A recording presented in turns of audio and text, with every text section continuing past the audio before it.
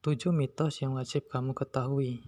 Menurut Kamus Besar Bahasa Indonesia, mitos diartikan sebagai cerita suatu bangsa tentang dewa dan pahlawan zaman dahulu yang mengandung penafsiran tentang asal-usul semesta alam, manusia, dan bangsa itu sendiri, yang mana juga mengandung arti mendalam yang diungkapkan dengan cara gaib.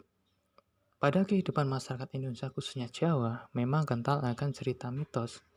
Bagi orang Jawa, kehidupan ini banyak hal yang dekat dengan cerita mitos yang dipercaya pamali bila dilakukan. Akan tetapi nyatanya, hal yang dianggap mitos dan pamali itu justru memiliki sisi logis dan relevan dengan realitas sekarang ini. Mitos sebenarnya dibuat dan disebarkan untuk hal-hal yang baik, tidak untuk menyesatkan. Apa saja mitos tersebut? Mari kita simak ketujuh mitos tersebut. Tapi sebelum itu, saya ingatkan kembali untuk klik tombol subscribe terlebih dahulu agar kami lebih bersemangat dalam membuat konten-konten yang menarik lagi.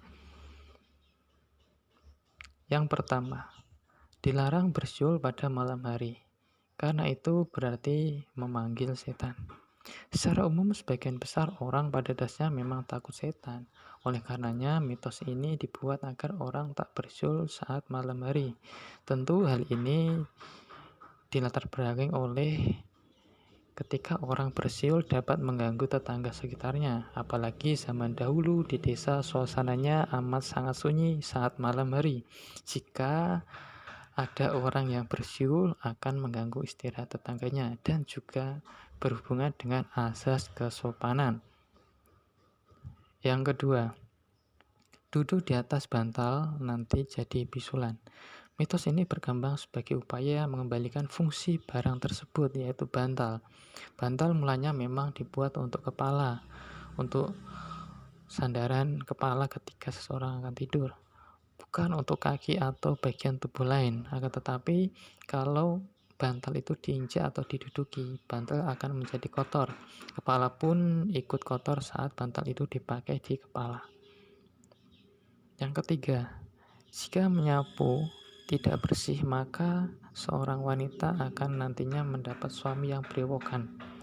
Nah, pada dasarnya orang-orang dahulu, khususnya perempuan, sangat menyukai pria yang mukanya bersih dari berewokan. Nah, untuk itu mitos ini dibuat dengan tujuan untuk menakut-nakuti perempuan agar mereka menyapu dengan sungguh-sungguh sehingga halaman rumah menjadi bersih, sehingga tak ada lagi kotoran atau debu yang tersisa. Hal ini karena brewok pada masa itu, pada zaman dahulu, khususnya di Jawa, melambangkan hal-hal yang belum bersih.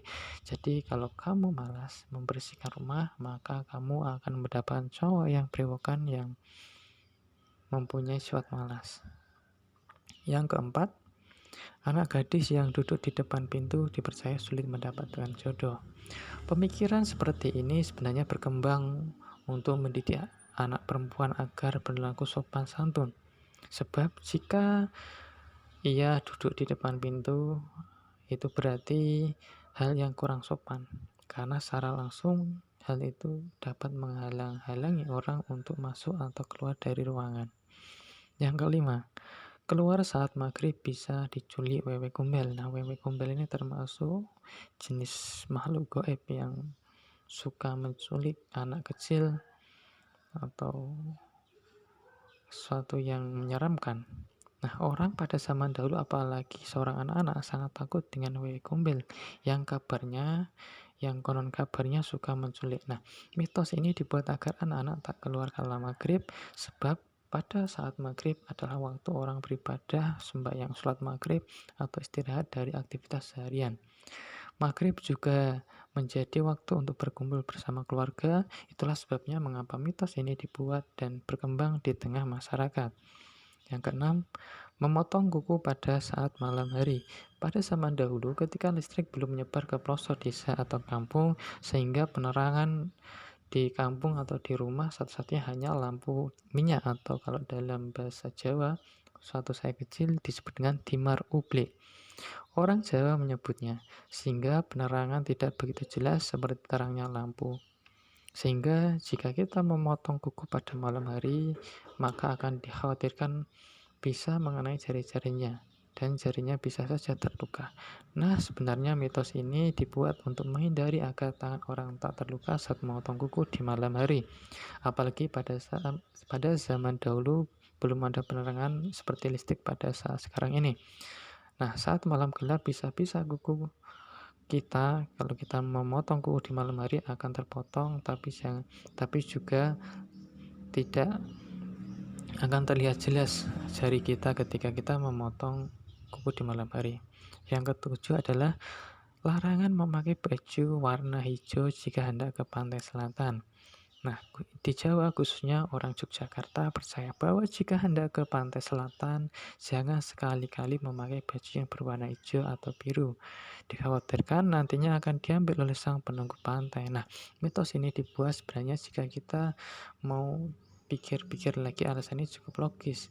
Karena apa? Karena pada dasarnya pakaian yang berwarna hijau atau biru akan terlihat samar ketika orang menekannya di pantai. Karena itu juga mirip dengan warna air laut. Dengan demikian ditakuti jika ada ombak besar menghantam dan orang tersebut terseret gelombang, maka tim SAR atau tim penolong akan kesulitan menolong korban karena warna pakainya hampir sama dengan warna laut. Demikianlah 7 mitos yang wajib kamu ketahui dan semua kembali ke diri kita masing-masing apakah mau percaya atau tidak. Tapi itulah yang sering diceritakan oleh mbah-mbah buyut kita terdahulu dan menjadi cerita turun-temurun yang diwariskan dari generasi ke generasi, dan bagi orang Jawa sendiri sangat mempercayai tentang hal itu.